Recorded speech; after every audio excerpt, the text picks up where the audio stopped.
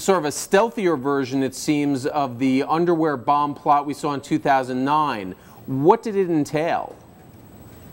Well, we don't know all the details of exactly how this was meant to work, but it was designed to evade airport security and to again be sort of hidden in the bomber's underwear and then obviously detonate on an aircraft. So we don't know exactly how it would work. The FBI has in its possession the device, and they're studying it right now. Okay, and so we don't know either where this device was intercepted or how close it got to the plot to being put in place?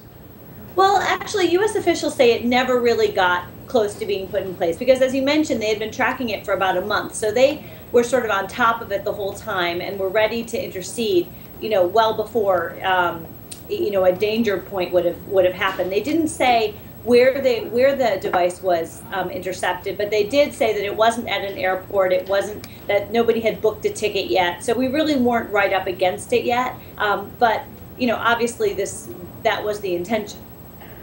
And Laura, there are obvious ties to that December 2009 plot because it seems as though the same bomb designer, I mean, gosh knows what kind of a what kind of a job description that is, but it seems as though his fingerprints are on the current version of the bomb. That's right. This was essentially an attempt to improve upon that effort to try to make it more sophisticated. It's believed to be the work of Al-Qaeda on the Arabian Peninsula, which is known as AQAP.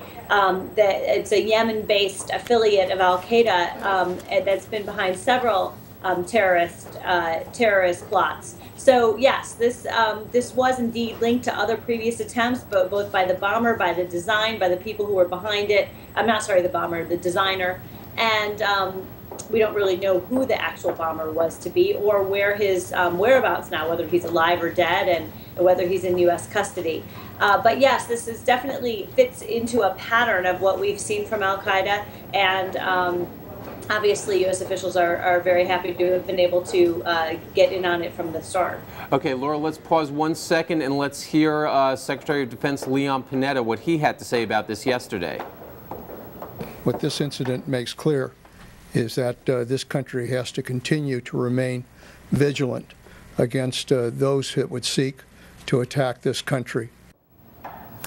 Now, Laura, one thing here, and you talked about this in your story this morning, is that I guess it was in the past couple days there was an important drone strike in Yemen that took out a top Al-Qaeda leader. Is there any connection between these two events? Actually, it looks like there is. U.S. officials said yesterday that some of the intelligence that they gathered when they were in the process of tracking the guy behind this new underwear bomb led them to that strike. Now, it's not really clear how it led them. It's not really clear, for instance, whether the alleged bomber himself was perhaps a target of that strike as well. We don't really know what the connection was, but they did say that there was intelligence gathered while we were tracking this for the last month that did lead, at least helped contribute to what was needed for that strike on Sunday. And Laura, the Defense Department, the entire intelligence apparatus is keeping it pretty close to the vest here. Does that mean that there are more imminent threats going on, or is this just business as usual in the spy game? Well, I don't know for sure. I did have one U.S. official told me yesterday that they are not currently tracking any others, although, I don't know whether he would necessarily have said that they were had they been. Seems like that might undermine the point. But we don't really know what else is going on. But, I mean, clearly you heard Secretary Panetta there talking about staying vigilant. And it does seem like this is a bit of a whack-a-mole situation. We constantly are hearing about plots uncovered. Obviously, that's much better than hearing about, plots that have succeeded. So, but it wouldn't surprise me at all if another one is around the corner. And you're right, they aren't being very forthcoming. They have given us some very basic details about what happened, but there's a lot we still don't know.